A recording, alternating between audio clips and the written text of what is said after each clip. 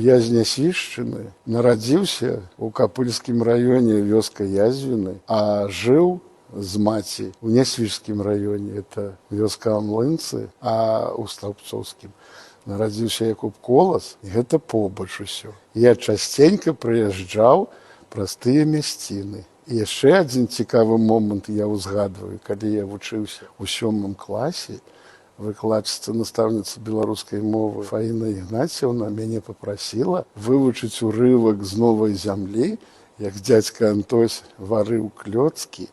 Я яго ў Нясвіжы расказваў на раённым аглядзе чытальнікаў, добра, паспяхова расказваў, і ніколі не думаў, што з гэтым урыўкам я буду шмат гадоў плённа працаваць і ў тэатры. Я і родам з коласаўскіх мясцін і працую ў коласаўскім тэатры. Гэта таксама не проста так. Это значыць у мяне такі шчаслівы творчы лёс. Віцебск мяне прыняў, і я люблю Віцебск. Я гэты горад адчуваю.